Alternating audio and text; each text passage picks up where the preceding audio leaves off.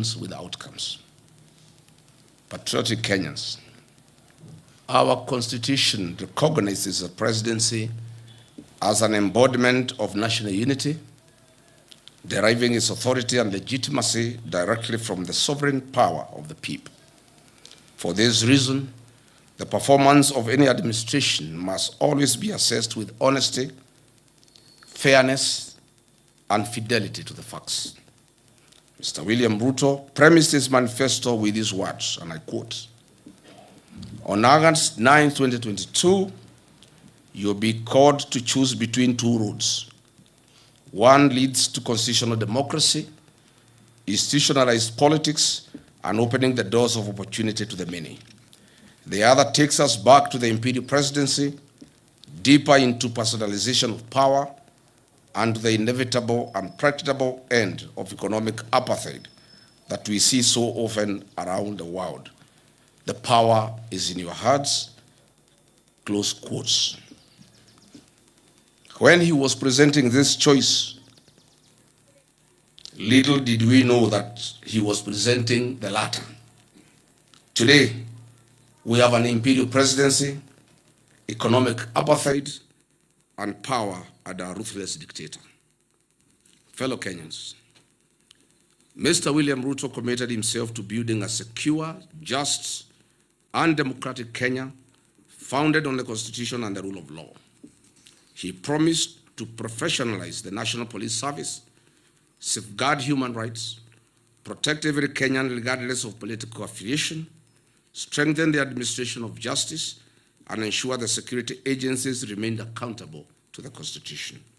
He further pledged to guarantee every Kenyan the freedoms enshrined in Chapter 4 of the Constitution of Kenya. On this commitment, Mr. William Ruto has done a complete 360-degree about turn on his covenant, and I'll proceed to summarize a schedule of injustices against Kenyans and foreigners. The Republic of Kenya is in a state of lawlessness and anarchy.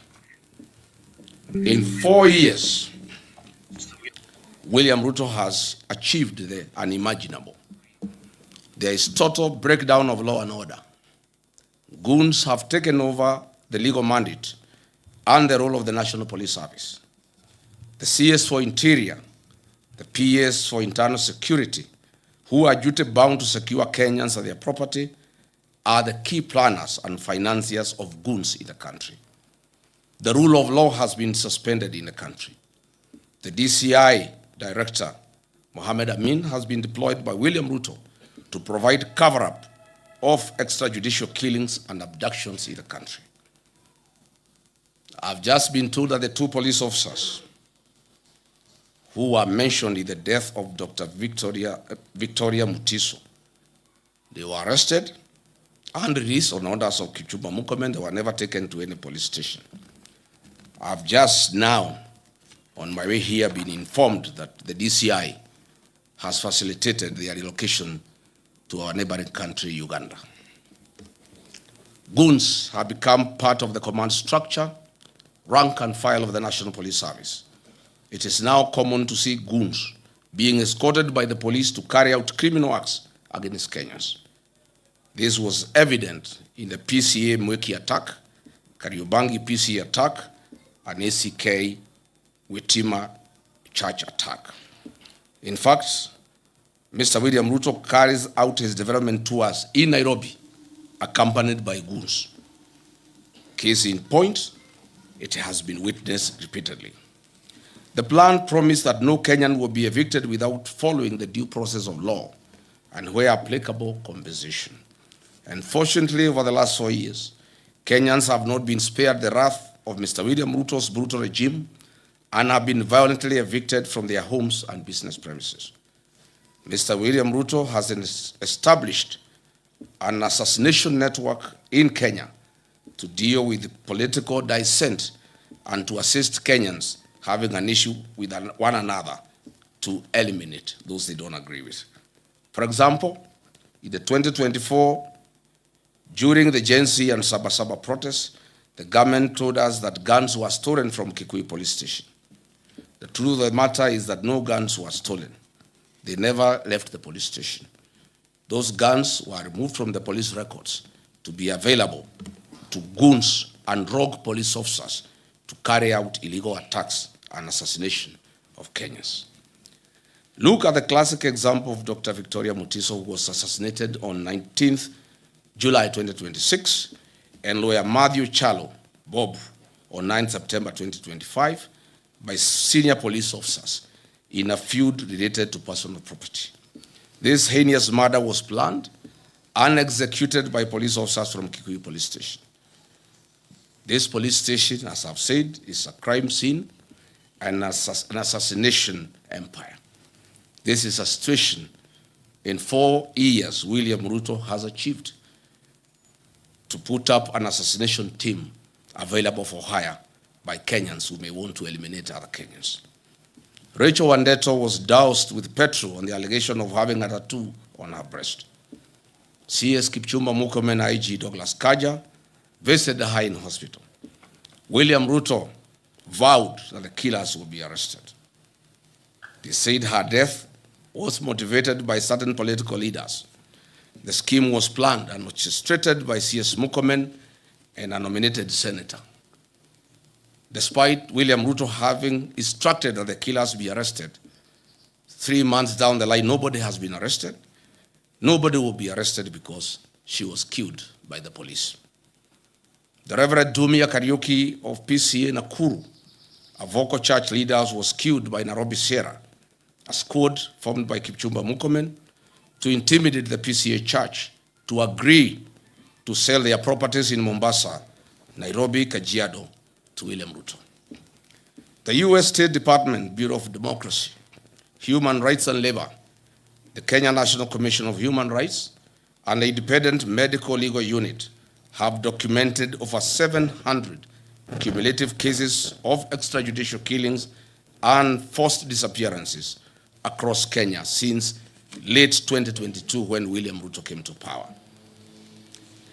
And with, of course, notable surge tied to the 2024 Gen Z protests, where 60 young boys and girls were killed.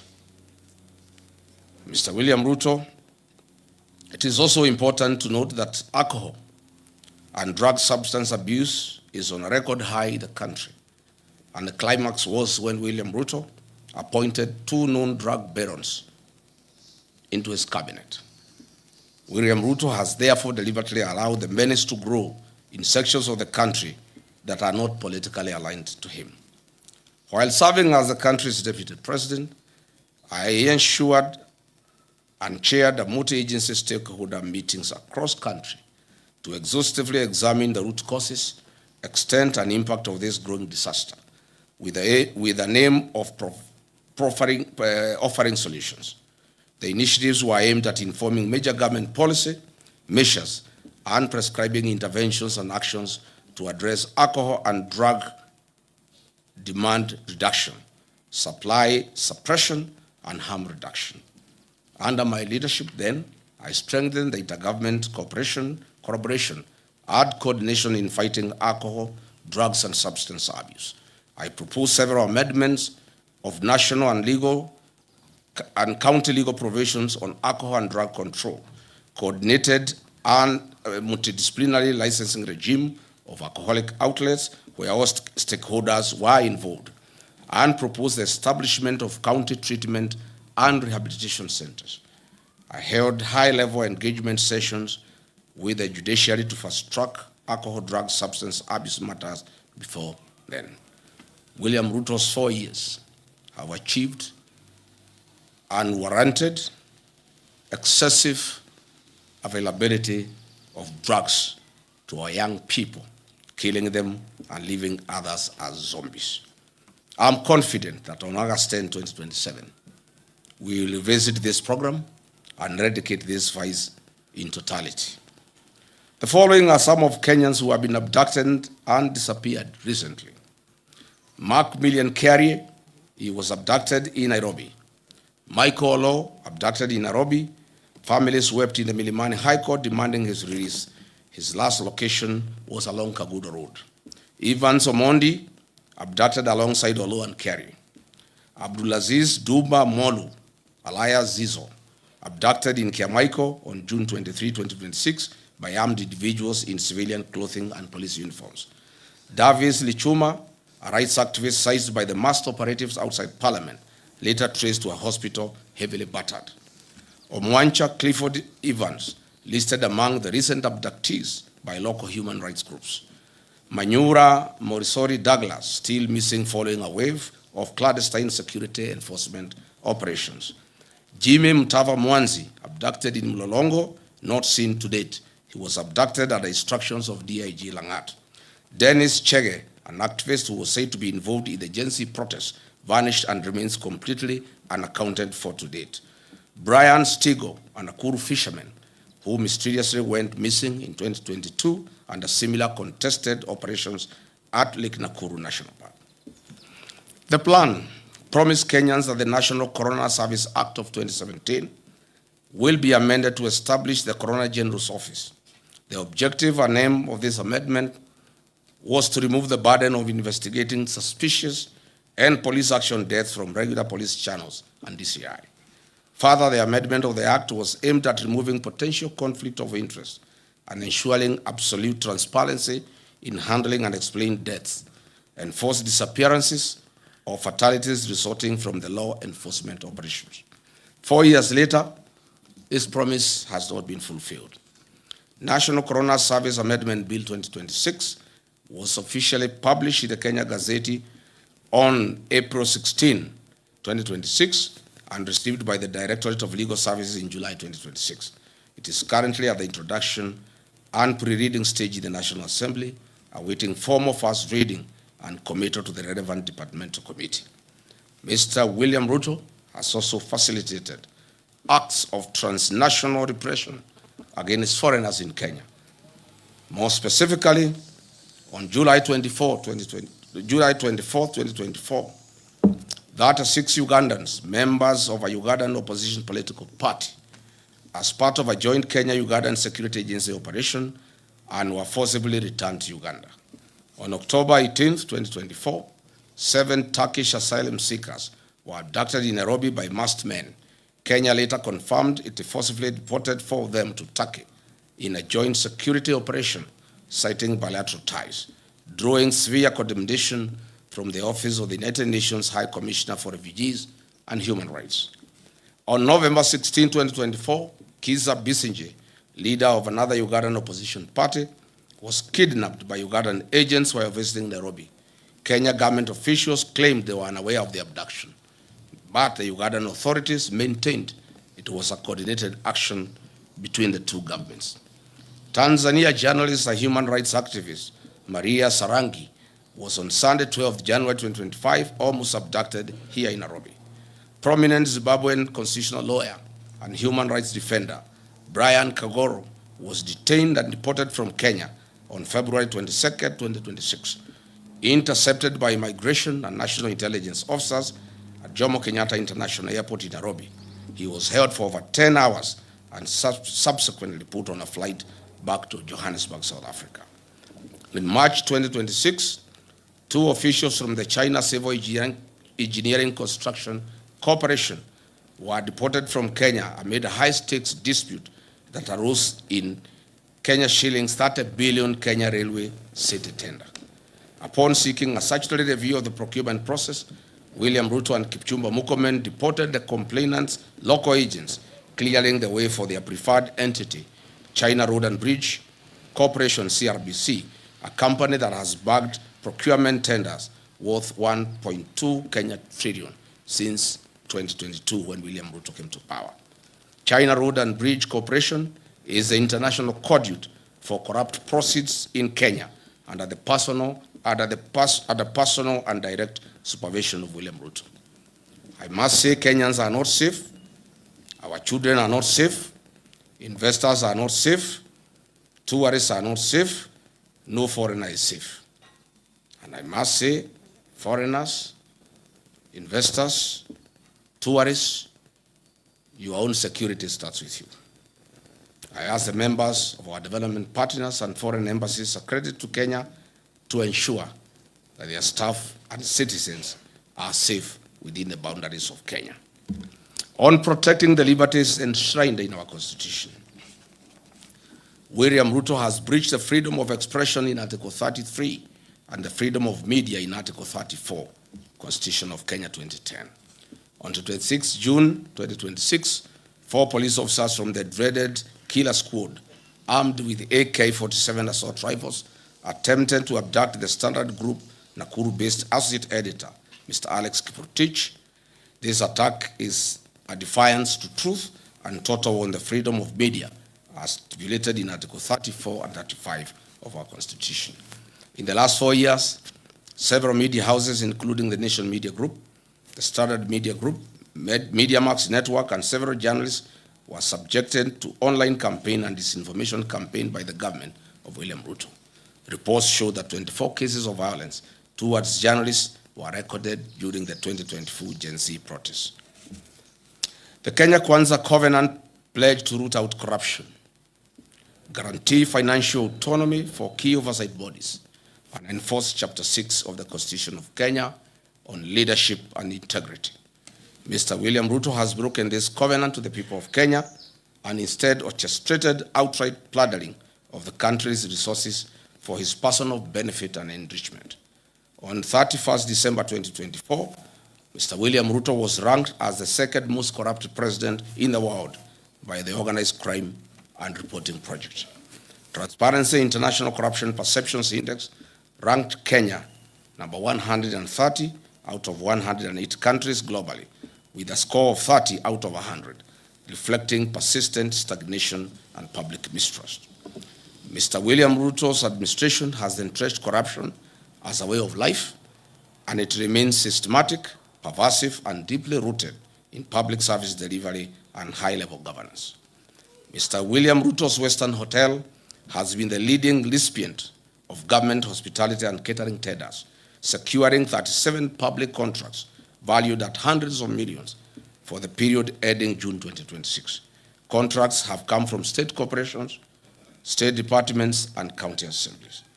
It is clear that William Ruto is in competition with local entrepreneurs, where he flexes his executive powers and gives priority registration that enriches himself and his cronies at the expense of other hardworking Kenyans. I want to bring to the attention of the people of Kenya some of the biggest scandals that we have witnessed in the last 4 years. In the current financial year, State House budget has grown from Kenya shillings 8 billion to 18 billion Kenya shillings, an increment of over 10 billion Kenya shillings. These are the funds that are used to bribe the people of Kenya. And lately, sheikhs, private security officers, village elders, teachers, chiefs, etc. Under the e-Citizen, a special audit report by the Office of the Auditor General exposed major financial and governance weaknesses, noting that over Kenya shillings 11 billion in collections lacking clear documentation or routed through non-designated accounts alongside irregular payments to private entities. The functionless chief system was procured at a cost of 104 billion Kenya shillings, and an independent assessment of this system shows that it is worth 800 million, leaving theft and plunder of public resources of 103 billion Kenya shillings. SHA makes a loss of 6 billion shillings a month. Hospitals and faith-based organizations and counties are owed 105 billion to date. As I've said before, SHA is insolvent and everybody knows it. On the affordable housing program, the Office of the Auditor General reports that have flagged major legal and operational risks regarding fund utilization, including untraceable international development loans, low fund absorption, and missing land ownership documentation for ongoing projects. Further, the levies deducted from Kenyan pay slips are invested in a third-party financial service firm licensed by the Capital Markets Authority. How are their fees determined? How much has been paid out to date? What is his association with William Ruto? On the restoration of Nairobi rivers, Mr. William told Kenyans that on December 25, the Nairobi River will have fish. Can members of the press visit this river tomorrow and bring us one piece of fish? This government committed itself to protecting public assets, strengthening governance, eliminating corruption, and ensuring that public resources would be managed solely in the interests of the people of Kenya. It promised a government founded on transparency, accountability, and prudent stewardship of national resources. On the divestiture of the Kenya pipeline, has Kenya surrendered its ownership and control to a neighboring country? What was the rationale of forcing Kenyan state corporations to invest public funds in a public entity? Who is the mysterious lead transaction advisor, stroke investment banker that was the face of the IPO? How did he acquire his Kenyan citizenship, and whose interest does he represent? Mr. William Ruto and Senator Aaron Cheriot must come clear on their relationship with this mysterious dual citizen investment banker. On the sale of government's equity stake in Safaricom to Vodacom at 204 billion Kenya shillings, it was a ripoff. Each share was grossly undervalued at 34 Kenya shillings. Why didn't William Ruto allow the use of an open price discovery, or even better, allow a regulated cooperative and SACCO fraternity with over 1 trillion in deposits at the end of December 2025 buy out this stake? Aren't the cooperative society members hardworking, deserving Kenyans? What happened to Buy Kenya, Build Kenya? Or is it Buy Kenya, Build Ruto? Other national assets, such as the new KCC, Kenya Ports Authority, and Kenya Airways have been strategically targeted for sale. What is the rationale of selling our heritage? Had hard-working Kenyans remit over 100 billion Kenya shillings monthly to the National Social Security Fund, NSSF. These funds now have been targeted for budgeted corruption and ring-fenced to fund infrastructural development projects, such as the Mau Summit Road, Twin Towers Commercial Building, and the Bomas of Kenya International Conference Center. Is this really prudent? Are our pensioner funds safe? What is the role of the mysterious dual citizen investment banker in structuring the fund management contracts issued by NSSF? The Communication Authority of Kenya, Universal Service Fund, has recently approved the transfer of 45 billion Kenya shillings to the National Intelligence Service, allegedly for the procurement of an ICT system whose market value is only 2.5 billion. This approval was given by the then chairperson of the Communications Authority in the hope that her business loan would be repaid from the proceeds. As explained earlier, China Road and Bridge Company, CRBC from China, is the major conveyor of corruption in Kenya and is the recipient of projects worth 1.2 trillion, namely the Naivasha, Malaba, SGR, Mombasa SGR, JKI modernization projects, Talanta Stadium, Southern Bypass, Eastern Bypass, Western Bypass, Makuba Bridge, and Bomas of Kenya, among others. Patriotic Kenyans, over the last 4 years, Mr. William Ruto has systematically eroded the values, principles, and institutional structures of Kenya's public service that was built to ensure an efficient, ethical, and representative government workforce. Today, the public service is demotivated and has taken a back seat, as William Ruto single-handedly runs the operations of government without any professional input from our dedicated civil servants. No wonder government programs are launched and they are after repackaged for another launch. Dear Kenyans, the Church of Christ has been a major casualty of William Ruto's deception. On 5th May 2022, he executed a charter between the churches and the Kenya Kwanza Coalition. He committed that his administration would protect the freedom of worship in Kenya and respect the church as a societal partner in national development. Fast forward to 2026, he has introduced punitive legislation through the Religious Organization Bill 2024, aimed at controlling the activities of the church. He has also increased fees required to carry out official activities. Who can forget the 2026 brutal murder of Reverend Julius Dumia of Nakuru PCA, Who will ever forget the attacks on Wetima ACK Church? Who will ever forget the attack of All Saints Cathedral? On 4th October 2020, William Ruto, then Deputy President, was expected at AIPCA Church in Keno.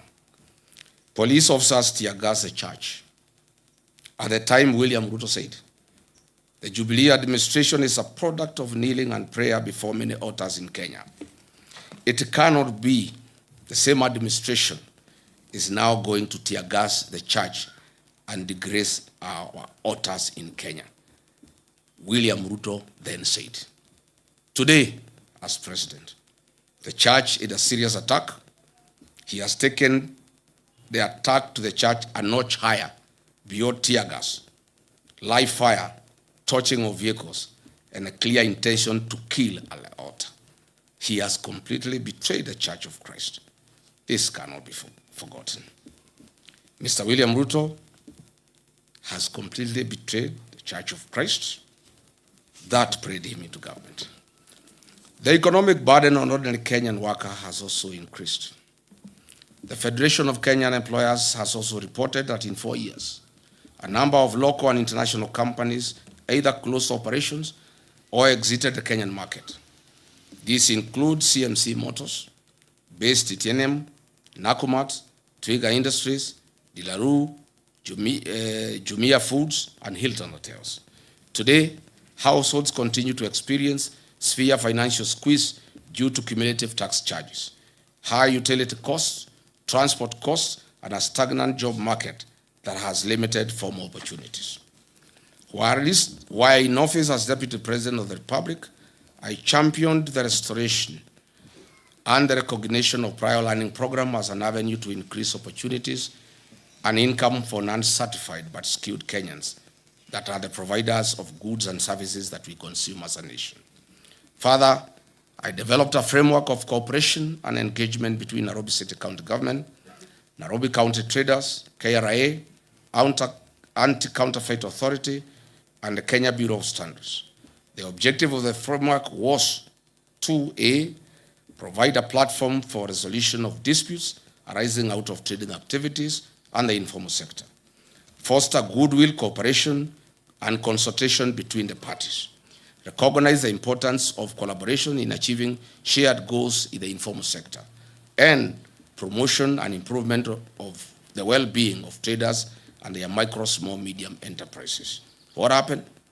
As soon as I left office, William Ruto and Nairobi City Governor Johnson Sakaja abandoned this framework. You all remember that on 8th August 2022, a liter of super petrol retailed at 159 shillings. A liter of diesel retailed at Kenya shillings 140. As we speak today, the price of super petrol is 214 Kenya shillings and diesel 222.86 for a liter of diesel, representing an increase of 34.05% and 59.18% respectively. These increases have been contributed to higher transport costs, increased food prices, and a greater pressure on household incomes. Kenyans will recall that on April 2026, I exposed the opaque nature of the government-to-government framework and detailed its contribution to an increased landed cost of fuel products. The whole scheme and con game were nothing like G to G. It is government route. What I'm saying in a nutshell is that the high cost of fuel has nothing to do with international prices. It has everything to do with business interest of William Ruto, where he is a key player of oil importation and distribution in the country. The average Kenyan worker loses between 45% and 50% of their monthly earnings that are deducted through punitive levies and taxes, leaving significantly less disposable income for their households. For example, a teacher in Wajir earning a gross salary of 50,000 in 2022 took home approximately 42,000 Kenya shillings. Today, under William Ruto, the same teacher who is making 50,000 takes home 38,000, while facing substantially higher food, fuel, transport costs, reduced school capitation, and increased challenges in accessing healthcare.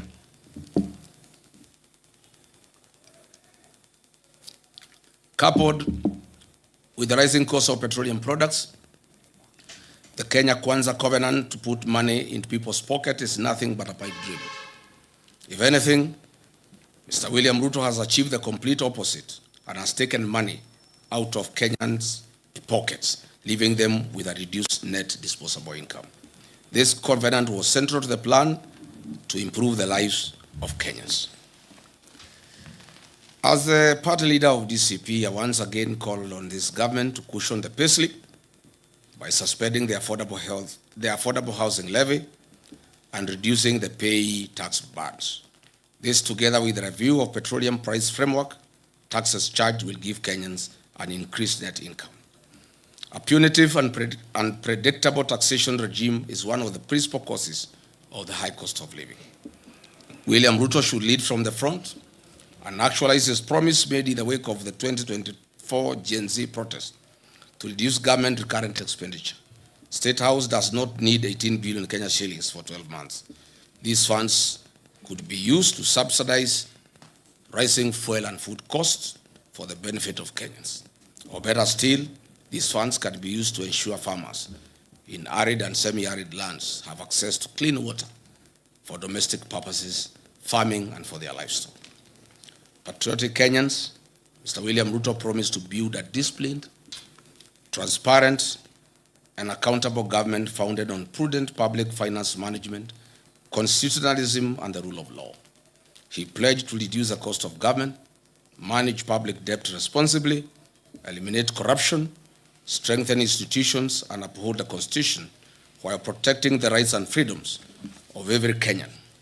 4 years down the line, the government introduced new tax measures, expanded statutory deductions, implemented changes to public finance management, and undertook toxic borrowing to finance government programs.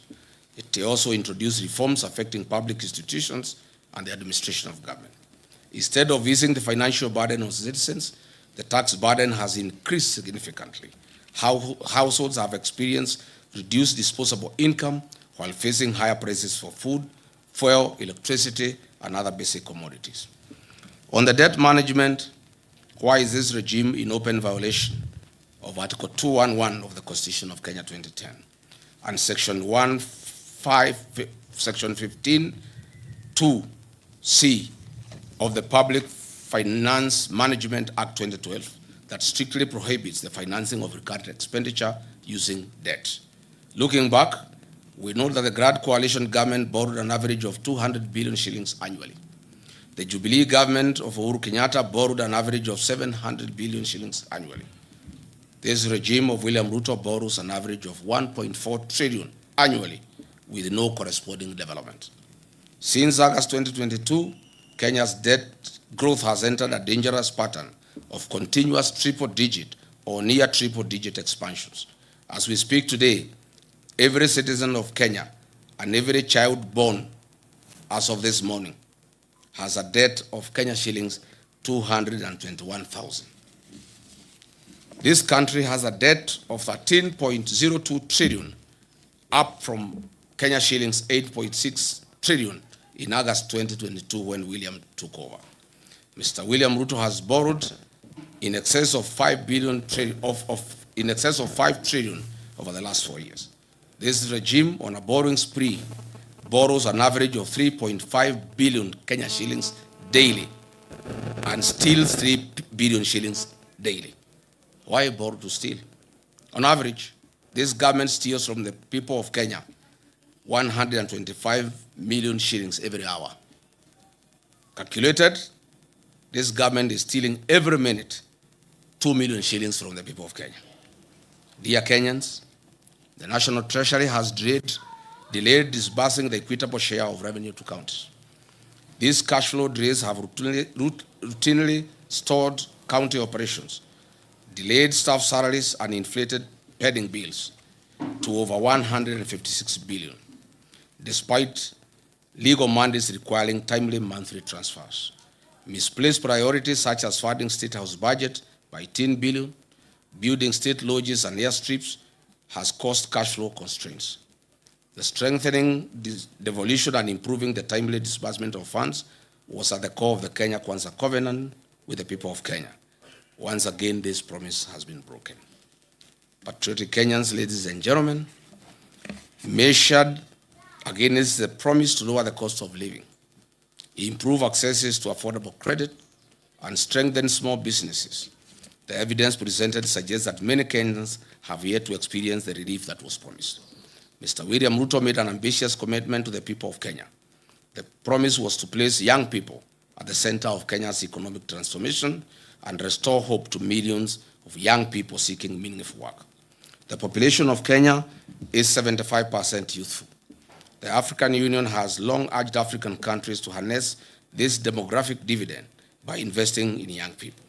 It is therefore fitting that we assess one of the administration's flagship commitments, expanding credit opportunities to Kenyans' youth. The Kenya Kwanza administration promised to establish a 50 billion hustler fund to provide affordable credit to mama mboga, boda operators, mkokoteni operators, and other small-scale entrepreneurs. This commitment was to ease financial constraints, promote enterprise, and improve the livelihoods of ordinary Kenyans. Mr. William Ruto established the Hustler Fund, whose head and tail cannot be traced. As it were, the financing programs intended to support micro, small, and medium enterprises. The Hustler Fund is said to have disbursed 87 billion Kenya shillings to 28 million people. What a paradox. What a lie. I am yet to hear of anyone Kenyan saying that they have expanded their business courtesy of the Hustler Fund. Limiting the disbursement of funds to registered cooperatives would have probably made a greater economic impact and would have reduced the mobile loan default rate that is very high. I have raised fundamental questions on the effectiveness of the Hustler Fund in meeting its stated objectives.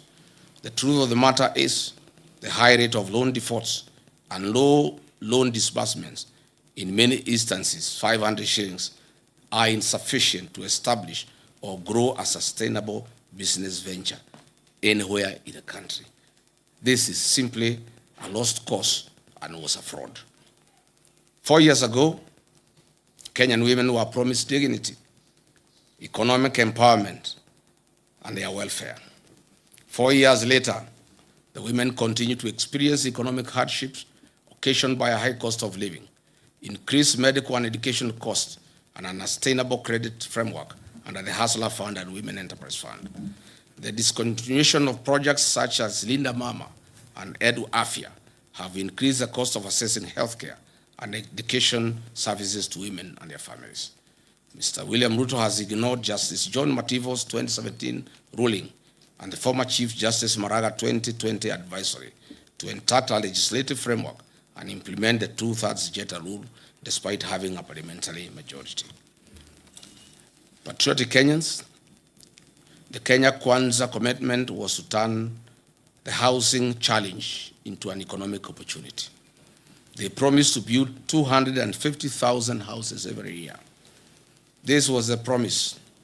However, 4 years later, Mr. Ruto has fashioned and turned this into a conduit to steal public land and be the sole supplier of construction inputs, cement, steel, tiles, nails, and MDF panels that manufactures factories he has bought and acquired.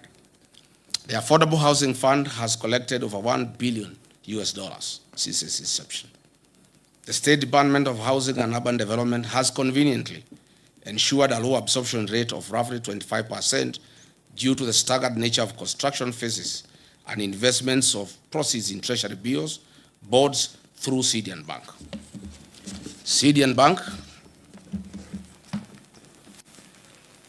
CDN Bank is today classified as Tier 2 medium-sized bank.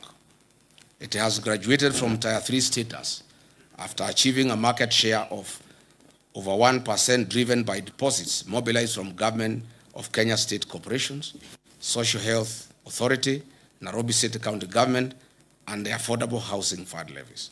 Syrian Bank is worth 95 billion in asset value, Kenya shillings 74 billion in customer deposit, and a reported 1.7 billion net profit in the year ending 2025.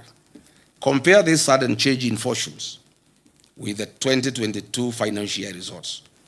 This bank had 42 billion Kenya shillings in assets, 30 billion in customer deposit, and a reported loss in the financial year ending 2022. Since William Ruto bought it, you can see the transformation. This housing scheme is nothing but a personal business that guarantees the exclusive single source offtake of steel, MDF panels, nails, iron sheets, tiles, cement by factories owned by William Ruto and his allies. The levy proceeds are the reason why Syrian Bank deposits have increased tenfold for the 4 years. If it were a genuine program, why is it being forced down citizens' throat? There was no promise to raise the payslip of the Kenyan worker in the name of a punitive housing levy. Private businesses must be left to do their work as the government does its work. It's important that the workers of Kenya know that monies deducted from their payslip is invested in Syrian Bank owned by William Ruto, who is collecting the profit. In my view, and as expressed before, the affordable housing scheme should be made optional to Kenyans to allow them to participate at their own free will. Fellow Kenyans, Mr. William Ruto had promised that within 30 days of his presidency, he would establish a quasi-judicial public inquiry to establish the extent of cronyism and state capture in the nation and make recommendations. Unfortunately, over the last 4 years, Mr. William Ruto himself has captured the state. He has focused on centralizing control of independent constitutional commissions, state entities, public sector procurement, and unwarranted sale of strategic national assets. All these measures are aimed at achieving the sole objective of enriching William Ruto at the expense of 55 million Kenyans. It should be noted that William Ruto has achieved the milestone of being certified as a US dollars billionaire in a record 4-year courtesy of looting Kenyan public coffers. Mr. William Ruto's 4 years in office has accomplished a mission of driving Kenyan entrepreneurs out of business. Contractors are out of business. Traders are out of business. William Ruto has captured all businesses and he is in competition with the Kenyans that he leads. He has used his office to flex muscles on traders. Where he has not pushed, his cordial CRBC has come in.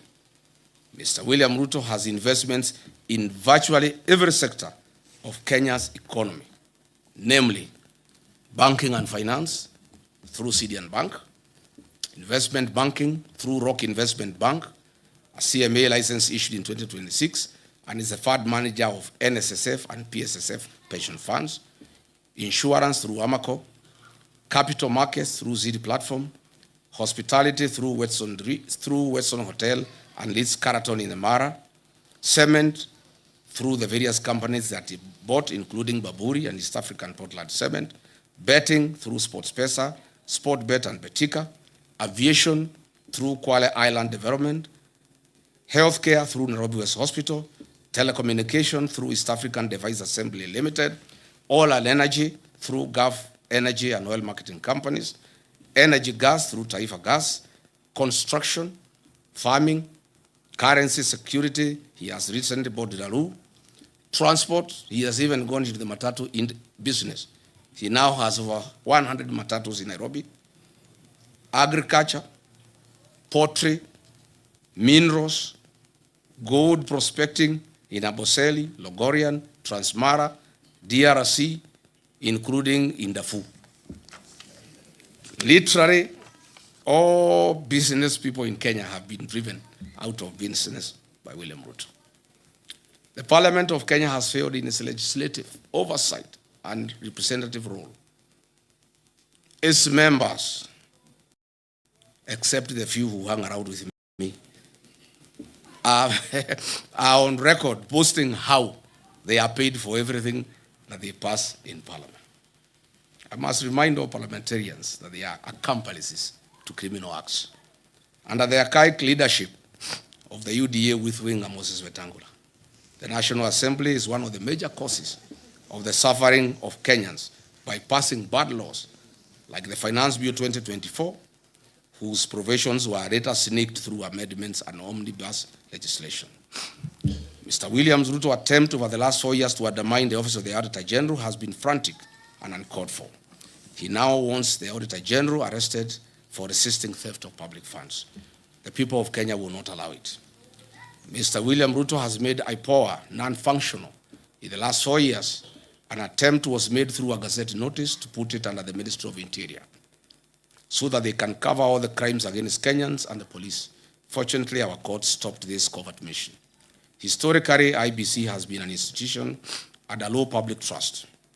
It is in the public domain that IBC, as currently constituted, enjoys low public trust among Kenyans. The threat by the chairman Ethocon to suspend or allow by elections if there is violence is a clear indication that he is under manipulation by William Ruto. The Central Bank of Kenya is one of the most critical government institutions we have. However, through the National Assembly, the CBK Act was amended recently to allow the purchase of gold and other precious metals. This is gold bag season 2 loading. Kenyans should be alarmed that CBK has not received currency supplies from Germany for 4 months after it became apparent that the government wanted money diverted to Mombasa and the German suppliers were reluctant. We have also noted the recent changes in the ownership of Delaru, Kenya, and Kenyans are keenly watching the space to establish whether they want to print currency for bribing voters in the forthcoming general election. Allow me to give 2 practical examples of how William Ruto has captured institutions. I'll use IPOA and KWS as examples. At IPOA, we have over 1,000 cases of police excesses that have been reported over the last 4 years by the people of Kenya. Only about 10 cases have found their way to court. Mr. William Ruto has deliberately slowed down the activities of IPOA. Some few days ago, the Amboseli National Ecosystem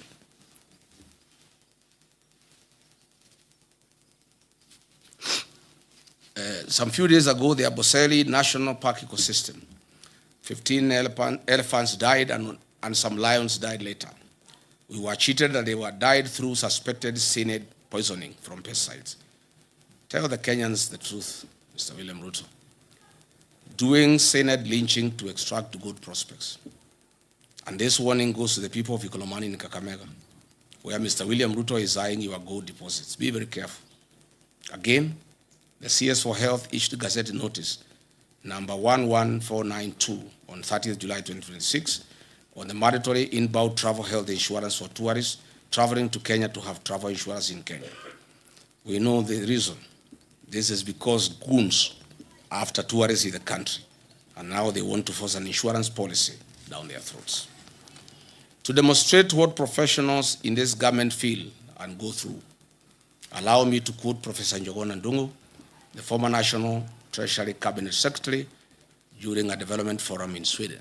And I quote, "The capacity to do the right things exists, but is overshadowed by institutional failure, where someone seeks to overrun institutions.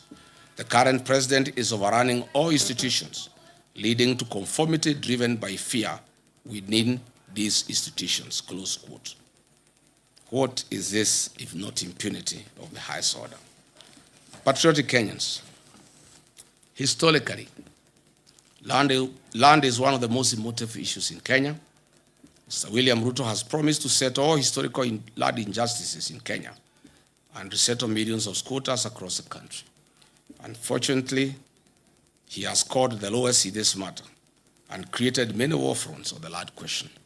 Over the last 4 years, William Ruto and his cronies have been involved in an historic high-level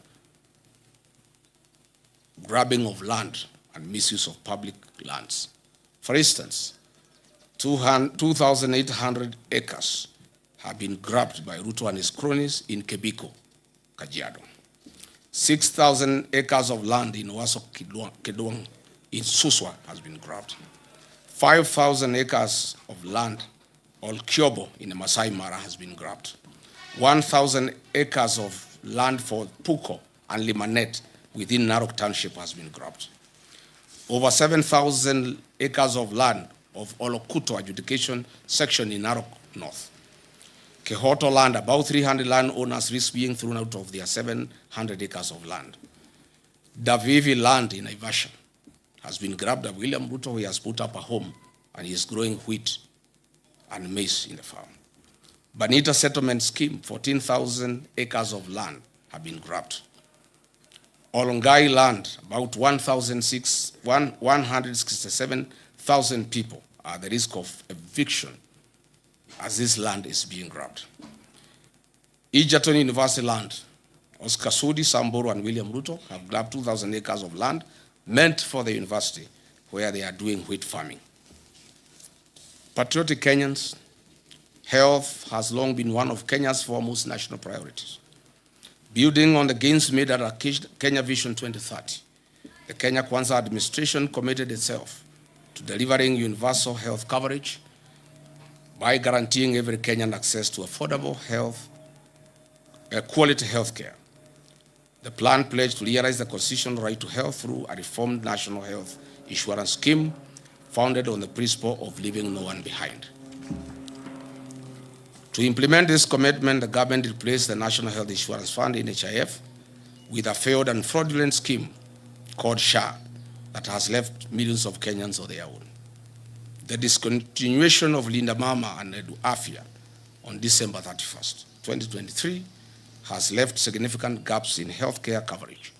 In 2022, Edu Afya provided medical cover to 3.4 million secondary school students at an annual cost of 3.2 billion. Today, approximately 4.1 million secondary school students no longer enjoy that medical cover, leaving parents to bear the full cost of treatment. Mr. William Ruto had committed to addressing the inequities in Kenya's education system so as to level the playing field for all children irrespective of their background. He further committed to equitable universal basic education defined as 12 years of schooling. He further committed himself to protecting and strengthening the gains made under free primary education and free day secondary education while ensuring that every Kenyan child had access to quality, affordable, and equitable education. He also pledged to strengthen higher education financing and invest in the nation's human capital. The William Ruto government inherited landmark education reforms introduced by previous administrations. Free primary education launched in 2003, free day secondary education introduced in 2018 that had significantly expanded access to education for millions of Kenyan children. The commitment was not only to preserve these gains, but to build upon them by ensuring adequate capitation, sustainable financing, and improved access to quality education for all. In the words of the third president of the Republic of Kenya, the best president we have ever had, Mzee Mwai Kibaki, and he said, and I quote, "Education is the ultimate means of ensuring an equitable society. Equitable education ensures that every child has a chance to fulfill their potential and rise to the highest level of accomplishment," close quote. 4 years later, the government has caused irreparable instability and confusion in the educational sector. The gains made by the previous administration under free primary education and free day secondary education have been eroded to dust. Secondary school parents now shoulder substantially higher education costs, while the level of government capitation has failed to keep pace with inflation and rising operational costs. The capitation rate established in 2017 was 22,000 per student. However, today's schools receive only 9,000 per student during the previous financial year, creating a significant funding gap. Our public universities are facing unprecedented financial distress. University debt has increased from 60 billion in August 2022 to approximately 100.3 billion Kenya shillings, representing an increase of Kenya shillings 40.3 billion, or about 67% increase. As a result, many institutions are experiencing severe financial challenges that will affect the delivery of quality education.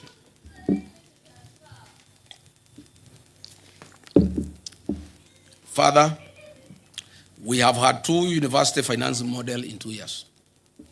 Measured against the commitment to strengthen education, protect free basic education, and improve access to higher education, the evidence presented suggests that the sector has experienced significant setbacks, placing greater financial pressure on families and creating uncertainty for learners and institutions alike. Ladies and gentlemen, Mr. William Ruto pledged to invest 250 billion Kenya shillings into the agricultural sector to shift the country from food security to surplus production. Recognizing its strategic importance, he pledged to transform the agricultural sector by increasing productivity, improving farmer incomes, and revitalizing key value chains. The administration committed itself to revamping underperforming export crops, expanding emerging high-value crops, strengthening the tea value chain, supporting food security, and promoting agro-processing as a driver of economic growth. Despite the commitments made, our farmers have experienced increased economic hardship. Net incomes have reduced due to increased cost of inputs, higher taxation rates, high transport and distribution costs due to reclassification of VAT status. Agriculture continues to receive approximately 2% of the national budget, significantly below the African Union 10% target under the Maputo Declaration. The tea sector has faced considerable challenges over the past 4 years. This is due to the deterioration of Kenya's economic and diplomatic relations with Sudan, historically one of the largest buyers at the Mombasa tea auction. Sudan's annual consumption of Kenyan tea declined from approximately 10.7 million kilograms to about 1.7 million kilograms, leaving substantial volumes of tea unsold. But why has this happened? Mr. William Ruto's appetite for business and money has failed Kenya. His close association with the Sudan's RSF warlord, Mr. Hemeti, in illegal trade of gold in exchange for weapons, has reversed the gains we have made. These internationally sanctioned war criminals live in Kenya under state protection and have been issued with diplomatic passports and ID cards by Kipchumba Murkomen. U.S. Senator Jim Risch, chairman of the Senate Foreign Relations Committee, while noting Kenya's NATO ally status, criticized William Ruto during a May 2025 hearing. Senator Risch questioned Kenya's loyalty following its facilitation and hosting of Sudan's paramilitary rapid support forces, RSF. Rice farmers in Ahero, West Kano, Bunyala, Bura, and Mwea have also faced significant challenges.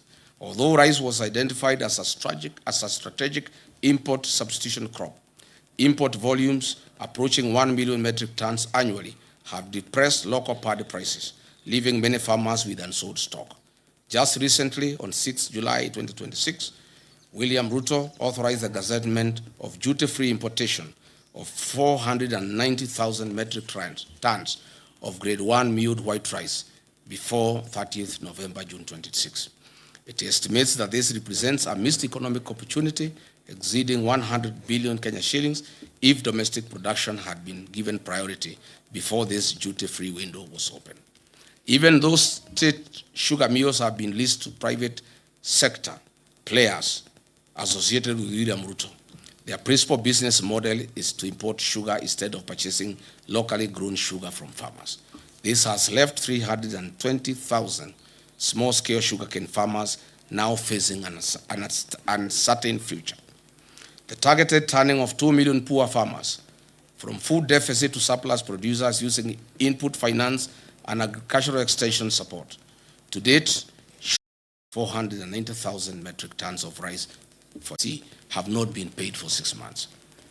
It is further alarming that the National Agricultural Value Chain Development Program allocation dropped by 54% to 54% from 10.2 billion Kenya shillings in 2025-2026 financial year to 4.7 billion Kenya shillings in 2026-2027 financial year. This is a direct assault on the agricultural value chain in Kenya. As Deputy President, I initiated progressive reforms in the agricultural sector that increase returns for tea, coffee, dairy, and other cash crops. Through my efforts, we negotiated an 8 billion debt waiver for coffee farmers. that was suspended as soon as I left office.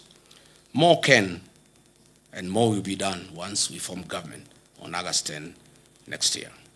Patriotic Kenyans, William Ruto pledged affordable credit and working capital through an accommodative financial ecosystem, removing structural exploitation and removing barriers to unsecured agricultural credit.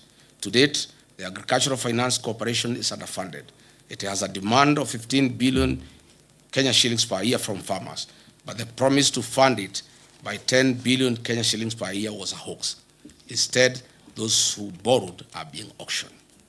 Dear Kenyans, William Ruto pledged to revive collapsed cooperative factories and processing plants such as sugar and dairy sectors, and guaranteed minimum returns for farm products. Show me any revived sugar factory. Instead, they have been sold, and they have been bought by Ruto and cronies. Where is the cashew nut factory you promised in the coast? Where is the value addition centers you promised in 47 counties? Where are the county industrial and aggregation parks you promised? Where is the state-of-the-art slaughterhouse you promised at Bachuma for animals in northern Kenya? Where is the nitrogen fertilizer factory you launched in Naivasha? Where is the marble factory you launched in Vihiga? On value chain investments, he designated a specific capital infusion, including 250 billion for tea value chain, and expanded the investments in dairy farming and coffee cherry funds. Where are these funds? Nowhere. On blue economy and fisheries, funding for fisheries and the blue economy decreased by 30% from Kenya shillings 11.15 billion to Kenya shillings 7.83 billion. Livestock sector allocations of livestock fell by 14% from Kenya shillings 13.6 billion to 11.6 billion. On eradication of hunger and improved food security, the country was promised prosperity by Ruto. Unfortunately, the number of undernourished people in Kenya increased from 10.1 million in 2004-2006 to 19.7 million in 2023-2025. It is more troubling when you look at the costs of a typical household food basket. A food basket is estimated to have risen from Kenya shillings 15,000 in 2022 to over 19,000 shillings today, an increase of more than 26%. Essential commodities such as electricity, chicken, beef, sugar, kerosene, bread, and milk have all become significantly more expensive here in Kenya over the last 4 years. Patriotic Kenyans, 4 years ago, this government promised the people of Kenya dams and water. 50 mega dams across the country were promised. 200 medium-sized dams across the country were promised. 1,000 small dams were to be constructed.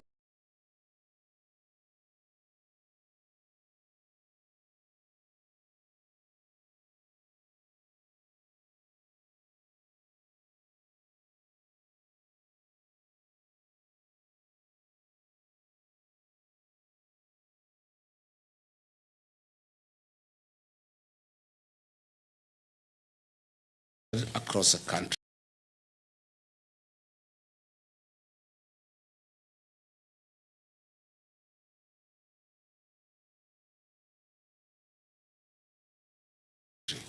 These dams included High Grad Force Dam. Unfortunately, all we see, no dam. All we see is our president visiting other countries like Ethiopia to witness the launching of their dams. What we are witnessing is the lifting of the logging ban and the systematic logging in national forests under the cover of the Kenya Forest Service. Numerous court cases have been filed by international conservation groups Greenbelt and the Law Society of Kenya against the government's attempt to build infrastructure in protected natural habitats. Talanta Stadium and Bomas Conference Center Link Road that will see over 100 acres of forest destroyed. Upper Imenti Forest in Meru is being cleared for the construction of a state lodge, a golf course, and an airstrip, which will excise and clear 200 acres of forest. Where was this promise? Even the trees at the gate of State House have been cut. Is this still part of the growing 15 billion trees? Patriotic Kenyans, in foreign affairs, we had the worst since independence. Kenya's nose is poked everywhere, including the war in Ukraine and Russia, where our young men are lied to that they are jobs, well-paying for that matter, but they find themselves in the war front. Reports indicate that we have lost 19 Kenyans, including Clinton Nyapara, Dennis Bagaka, Erastus Mundia, Simeon Wahome, Eric Mwangi, Ronald Kibet, Shadrach Wafula, Othiabo Martin, Ibrahim Yahaya, among others. Several other Kenyans in their hundreds remain unaccounted for, and hundreds of others are still active in the war zone. Their parents are keen at home, still crying to see their loved ones back home. A person who was in Kenya in 2022 would wonder whether the Kenya Kwanza commitment to a creative and robust foreign policy whose pillars will be economic and commercial diplomacy changed into converting our young Kenyans into war fugitives in far countries. As if that is not enough, the footprints of Kenya adversary in DRC Congo war zone and M23, Sudan's Darfur, Southern Sudan, among others. He had promised to enhance and promote further local investment by Kenyans living in the diaspora. In Mandera County, Juba land forces have taken over more than half of the town, and William Ruto signed a secret deal with the Al-Shabaab in 2024 that has remained silent. Notably, in July 2026, there were a record 9 terror attacks in Mandera County that resulted in the killing of 5 Special Operation Group SOG officers and 1 National Police Reservist was killed. The foreign policy has been transformed into a tool to achieve personal gains at the interests of the people of Kenya. Fellow Kenyans, now let us move in and ask Mr. William Ruto the hard questions he deserves. But before that, let me give credit where it is due. There is one promise Mr. William Ruto made to the people of Kenya, and he has delivered 100%. Congratulations, Mr. President. Mr. Ruto, you promised to permanently retire the late Prime Minister, Right Honorable Raila Odinga, in Bondo and finish ODM. You have succeeded in both. Odinga is permanently retired in Bondo and ODM is no more. There are many prominent deaths that have occurred in Kenya and they have not been resolved. Kenyans want to know what happened to Raila Odinga. Why were the medical doctors of the late Prime Minister denied access to him at the last hours? Why did he have doctors from Nairobi West Hospital, a hospital closely associated with William Ruto, than his own doctors? Why were the instructions of Raila's doctor ignored that Raila shouldn't travel? Raila Odinga was a respecter of rural traditions and custom. How could a person known respecter of rural traditions and customs indicate that he should be buried in 72 hours against all known rural traditions and customs? Was William Ruto anywhere an executor of Raila Odinga's will? Why was there no postmortem done on the body of Raila Odinga? Why was he forced to go to India through a private jet? Why did the president force Raila Odinga to go to India? Why was his party ODM taken over before his body arrived in the country, despite the known African customs that you don't inherit a man or a woman for that matter before they are buried? Who are these doctors who accompanied Raila Odinga against the wishes of his personal doctor, Professor David Oluoch-Oluonya? These are hard questions that Kenyans want to know. On the death of Honorable John Ngeno, the late MP, for the first time, Kenyans must know what happened. I have intelligence information as follows. On the fateful day after Ngeno was dropped at Edebes, the helicopter went to fuel in Eldoret.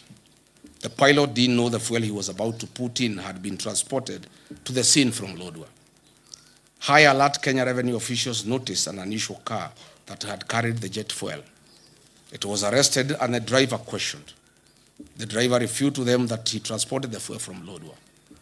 Immediately, this KRA official and the police Eldoret Airstream were instructed from Nairobi to release the driver if they cared about their lives. Is it this fuel that caused the chopper not to pick up in high altitudes?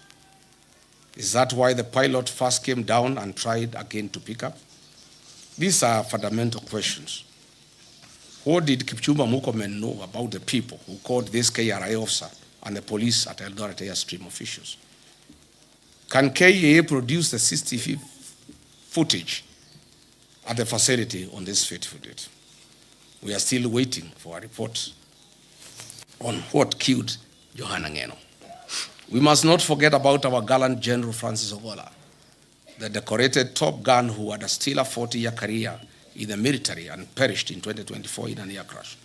Unfortunately, to date, Mr. William Ruto, the Commander-in-Chief, has failed to release the aircraft accident investigation report to the country. Kenyans are demanding for answers. General Ogola was not an ordinary citizen. He died in active duty and service to the nation. Mr. William Ruto, what do you know about General Francis Ogola's death? Are you willing to tell the country why you allowed General Francis Ogola to fly in a Bell-Hue helicopter with a questionable mechanical status? The DPP must use its powers and establish an inquest on these unresolved murders over the last 4 years. The people of Kenya have told me to demand on their behalf a public inquest on the death of Raila Odinga and all the high-profile questionable deaths in Kenya that have occurred in the last 4 years of William Ruto's presidency. I therefore call for a public inquest and proper scrutiny of the same. Today, after examining major commitment against this evidence, after examining every major commitment against this evidence, the verdict is unmistakable. The plan has failed. It is hollow and deceptive. In conclusion, when the plan failed,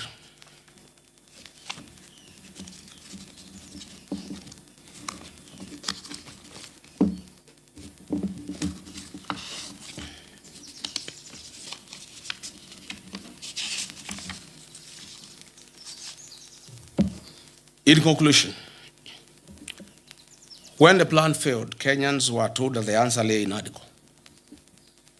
It too has failed to deliver the hope, unity, and reforms that were promised. Thereafter came the 10-point agenda, presented as a renewed roadmap to rescue the country. It has equally failed to change the trajectory of our nation. In failing the plan, the administration has failed to keep Kenya on the development path envisioned under Kenya Vision 2030. The question before the people of Kenya is therefore simple. If the author of the plan could not deliver the plan, if NADCO has failed to provide solutions, if the 10-point agenda has failed to change the country's direction, what reason do Kenyans have to expect a different outcome after 2027? You have all heard William Ruto constantly accusing the opposition of having no plan. I ask Kenyans instead to look at his track record. He came up with a bottom-up economic plan. As we have seen, it has failed. He came up with NADCO. He has failed to deliver. He came up with the 10-point agenda. He has failed to deliver. He came up with the Singapore. It has failed. And now, before he has honored a single promise and his commitments, he is now asking us to believe and trust him to come up with another plan, Vision 2060, or the way he is calling, Beyond Vision 2030. Plan after plan, promise after promise, each one designed to distract from the fact that there has been no implementation of the last. From bottom up to Singapore, to Vision 2060 or Beyond Vision 2030, William Ruto has mastered the language of plans. Whenever he is asked to account for what he has actually done, because he has no answer, he simply points to the next horizon. The harsh truth is he does not have the capacity to deliver. You cannot fail today and ask us to trust you tomorrow for some distant, far future engagement. Based on your performance, Kenyans don't want to hear about Vision 2030 or Beyond 2030. They want to know one thing. What will you deliver in the 364 days between today and the next election? of all the promises you have already made, which ones can we expect you to keep? That will be your marking scheme 1 year from today. And Kenyans are doing you a favor. They are letting you set that marking scheme yourself. They are not making their own demands. They are just using your own commitments as the standard. So when the day comes, you should have nothing to complain about. Leadership is judged by results, not by promises. Governments earn another term through performance, not through visions and persuasion. That is why millions of Kenyans are saying one term. One term is not a slogan of anger. It is a verdict on performance. It is a democratic conclusion that one term has been enough because the promises made have not been kept. Exactly 1 year from today, on 10th August 2027, we shall go to the polls as a nation. Let us choose accountability over excuses, delivery over promises, and leadership that honors its covenant with the people. As Mr. William Ruto launches his deceptive 2060 plan tomorrow, I want to tell the people of Kenya that it is a lie, it is a con, it is a fraud, it is deceit. I urge all Kenyans from across the country to join in the liberation struggle that kickstarts his 364-day action plan to restore the dignity of our beloved motherland. As William Ruto launches his lie and deception tomorrow, I lead the people of Kenya in launching today a 364-day action plan to restore the dignity of our beloved motherland, Kenya. May God bless you. May God bless the Republic of Kenya. Thank you.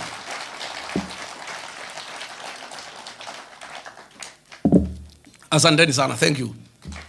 Ladies and gentlemen, His Excellency the Second Deputy President, State of the Nation Address. Jamani, makofi tunapoendelea kuzingatia maendeleo katika nchi yetu, kuendeleza uongozi wa ukweli na uongozi ambao umeajibika. Studio, tukiwa hivyo tutasalia kusimama.